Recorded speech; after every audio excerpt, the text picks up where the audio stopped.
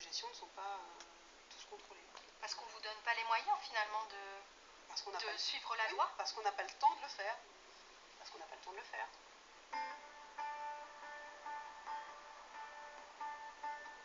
Certains tuteurs aussi courent après le temps, débordés par le nombre de leurs protégés. La plupart sont salariés d'associations familiales en manque de moyens et de personnel. Franck en fait l'expérience chaque jour. Selon lui, la tutrice de sa mère est injoignable. À chaque fois qu'il tente de l'appeler, c'est le même refrain. Bonjour, veuillez patienter, nous allons répondre à votre appel.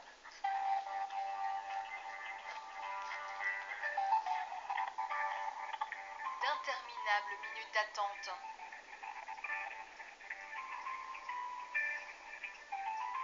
C'est toujours comme ça quand Oui, vous tout à appelez fait, la ouais. tutrice? Tout à fait, tout le temps. Combien de temps vous pouvez attendre?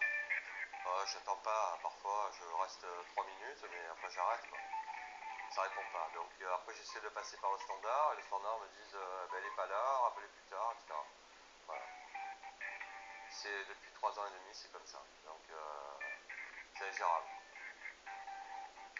Les relations deviennent difficiles. Selon Franck, la tutrice n'a pas le temps d'écouter les familles. Voilà. Il se sent exclu. Il n'y a pas de conversation, il n'y a pas de dialogue, il n'y a aucune ouverture à ce sujet. C'est elle qui est la seule représentante légale de ma mère, et que nous les enfants, si on a une question, une information à demander, ben, elles ne répondent pas. C'est une situation très douloureuse, et quelque part qui me pollue la vie au quotidien, quoi. Donc c'est insupportable. C'est-à-dire qu'on se sent enfermé dans une prison. Pourtant, Franck est très proche de sa mère. Il va la voir à la maison de retraite chaque jour après son travail. Nous l'avons accompagnée lors d'une de ses visites, mais vous ne verrez pas le visage de sa mère.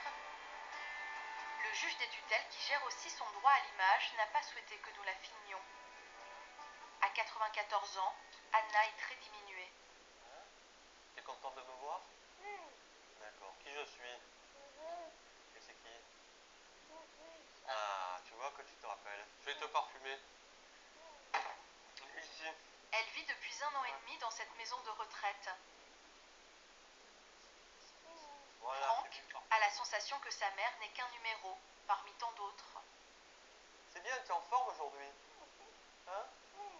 Le tuteur est venu combien de fois voir votre mère? Une fois. En combien de temps? En 1 an et demi. Vous trouvez que c'est pas suffisant, vous? Ah non, absolument pas.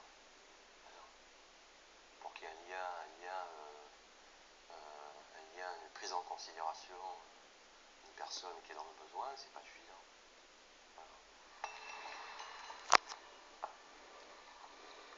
Franck aurait souhaité pouvoir s'occuper lui-même de sa mère, mais il est en conflit avec ses frères et sœurs.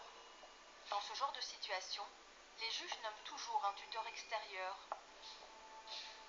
Alors il s'emporte, exaspéré au point d'amasser les preuves de ce qu'il qualifie de négligence, comme ses vêtements, livrés un jour à sa mère. Là où c'est scandaleux, c'est que les vêtements sont surdimensionnés. Ils sont trop grands. Ah mais ils sont trop grands, parce que ma mère elle mesure 1m55 et les vêtements c'est du XXL, la robe par exemple, c'est hyper grand. Vous avez le polo ici, là c'est pareil, vous regardez la taille de ma mère, le polo, ça c'est un pantalon d'homme. Et ça, c'est le tuteur qu'il a acheté pour votre mère? Ouais, pour ma mère. Est-ce que cette personne, elle aurait fait ça à ses enfants et à sa mère? Première question que je lui poserai. Est-ce qu'elle agirait ainsi? Parce que normalement un tuteur c'est un bon père de famille.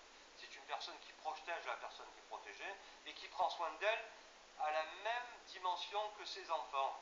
Mais c'est pas le cas.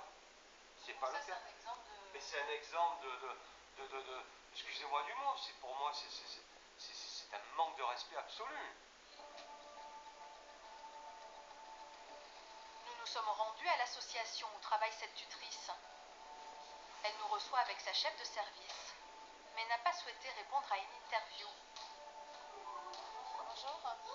Bonjour, mesdames.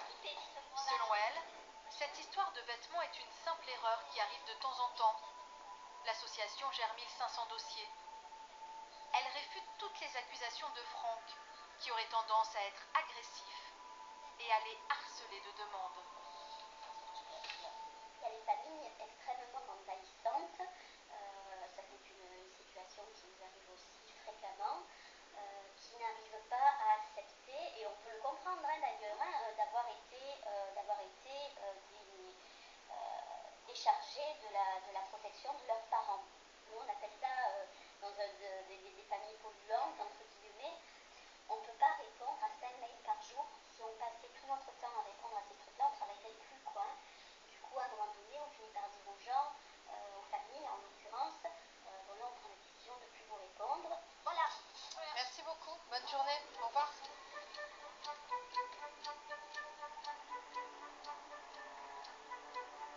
La population vieillit. Les mesures de protection augmentent chaque année, invariablement. Le système flirte aujourd'hui avec ses limites, mais il reste essentiel pour les plus vulnérables.